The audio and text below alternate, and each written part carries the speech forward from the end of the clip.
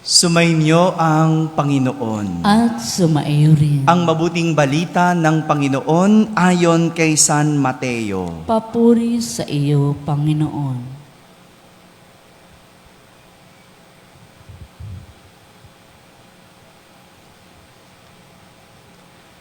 Noong panahong iyon, lumapit kay Jesus ang mga alagad ni Juan Bautista at ang wika, "Malimit kaming mag-ayuno, gayon din ang mga Pariseyo. Bakit po hindi nag-aayuno ang inyong mga alagad?" Sumagot siya, "Maaari bang magdalamhati ang mga panauhin sa kasalan habang kasama nila ang lalaking ikinasal? Kapag wala na siya, saka pa lamang sila mag-aayuno." Mga kapatid, ang mabuting balita ng Panginoon. Pinupuri ka namin, Panginoong Hesukristo. Magsiupo ang lahat at makinig sa homilya. Isang magandang umaga po sa inyong lahat. Magandang umaga rin sa lahat ng mga nasa barangay na nakakapakinig ng ating banal na misa, sa lahat ng mga nasa tahanan na nagsisimba online at sa lahat ng nasa abroad. Isang magandang araw po sa inyong lahat. Kasama kayo sa aming banal na pagdiriwang dito sa ating parokya. Aral tungkol sa pag-aayuno, ang paksa ng ating mga pagbasa sa araw na ito. Sabihin nyo nga po, pag-aayuno. Kung kahapon, ang hamon sa atin, sa unang araw ng ating paghahanda para sa mga mahal na araw ay paninindigan. O, di ba? Nandito pa kayo kahapon, di ba? Naalala nyo, paninindigan ang ating pinagnilayan kahapon. O, ngayon naman, isang aral ang tinuturo sa atin ng ating mga pagbasa na magandang hamon din gawin sa ating sarili ngayong panahon ng Kwaresma. At ito ay sa pamamagitan ng pag-aayuno. No? Ano kayang aral ang tinuturo ng pag-aayuno?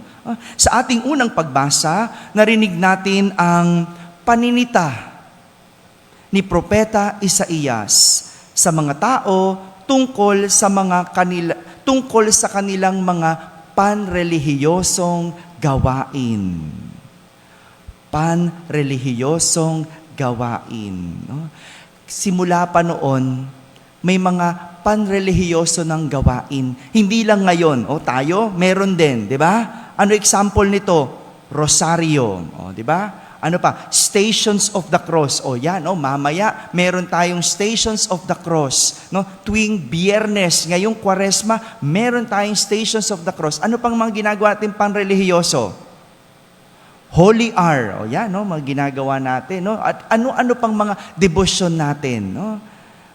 Sinisita ni Propeta Isaías ang mga tao tungkol sa kanilang panrelihiyosong gawain. Marami kasi sa mga tao noon, pagdating sa gawaing simbahan, magagaling. Noon ba yon o hanggang ngayon? Hello? Hanggang ngayon, may mga ganyan pa din, di ba? Yung bawat kilos, kwentado. Kapag sinabing sumamba, sasamba. Kapag sinabing pahinga, hindi magtatrabaho, hindi kikilos, pahinga talaga. No, ganon sila noon. Napakadali kasing mahusgahan ang tao noon base sa kanyang ginagawa. Madaling husgahan ng tao base sa kanyang ginagawa. No? Noon ba yon o hanggang ngayon? Hanggang ngayon naman, di ba? Gaya na lang ng pag-aayuno. Yung pag-aayuno ay isang panrelihiyosong gawain.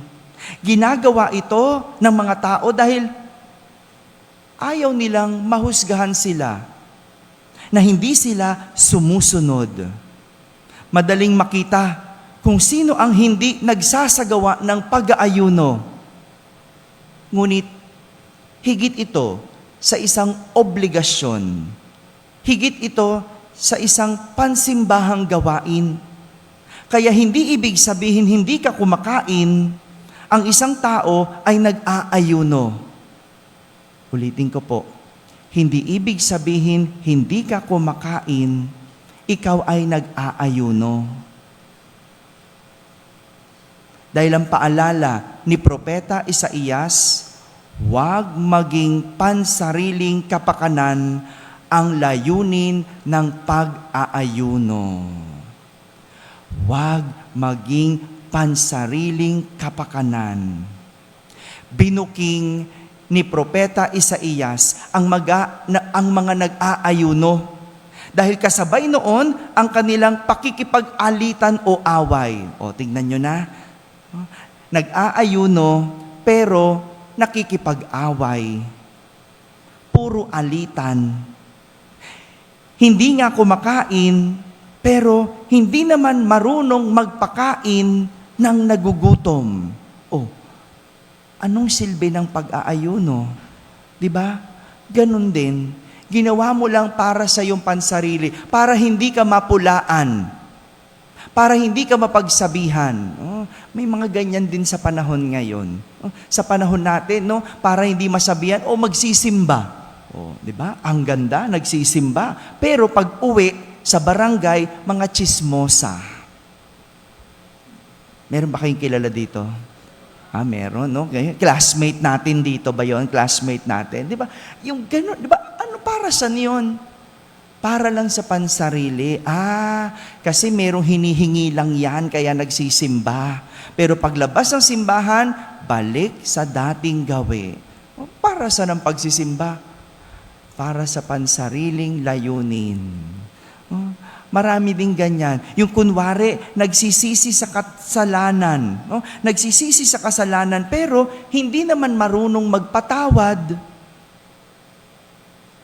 Walang pinagkaiba yan sa mga nagsimba noong Miyerkules ng Abo. Nagpalagay ng abo sa noo. No? Pero pagkatapos, kumain sa fast food.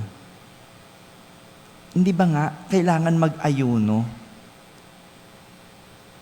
Ang punto ni Propeta Isaías sa pag-aayuno ay simbolo ito ng pagtitimpi at pagkokontrol ng sarili. Sabihin nyo nga po, pagtitimpi. Yan ang ikalawang hamon ng Kwaresma. Ang magtimpi. Hindi lang mag-ayuno. Magtimpi. Madaling mag-ayuno eh. Yung wag lang kakain, o sige mamaya kakain din naman ako eh. Pero ang magtimpi, yan ang hamon sa atin. Kaya nga, sa ating ebanghelyo, kino-question ng mga alagad ni Juan Bautista si Jesus dahil sila ay malimit mag-ayuno, pati ang mga Pariseo. Pero, ang alagad ni Jesus, hindi nag-aayuno. Tingnan mo na. Nag-aayuno nga ang mga alagad ni Juan, pero nang iintriga naman. Hello? Nag-aayuno sila, pero nakatingin sa iba. Bakit kami nag-aayuno? Sila hindi. Di ba? Hindi mo ginagawa yon. Kung ginagawa mo isang bagay, hindi ka nakatingin sa iba. Nakatingin ka lang sa sarili mo. Kung ikaw ay nagsisimba, hindi sila nagsisimba, imbitahan mo lang sila. Huwag mo silang intrigahin. Kung ikaw ay nagpapatawad at ayaw kang patawarin, hindi mo kontrol yun. Kontrol mo lang ang sarili mo. Magpatawad ka lang. No? Huwag mong pansinin kung hindi ka pinapatawad. Basta magpatawad ka lang. Problema na niya yun. Ganyan yung nangyari sa mga alagad ni Juan. Madalas man silang mag-ayuno, pero mabilis naman silang mambatikos. Ngayong unang Biyernes ng panahon ng Kwaresma, tayo po ay inaanyayahan hindi lang mag-ayuno. Sa ating Katoliko, ang pag-aayuno, Ash Wednesday at Good Friday. Anong paanyaya sa atin? Pag Biyernes ng Kwaresma, ang magtimpi. Abstinence. Yan yung tinatawag na abstinence. Ano ibig sabihin ng Father? Yung magtimpi ka muna. No? Kaya nga, hindi muna tayo sana mag-ulam ng baboy.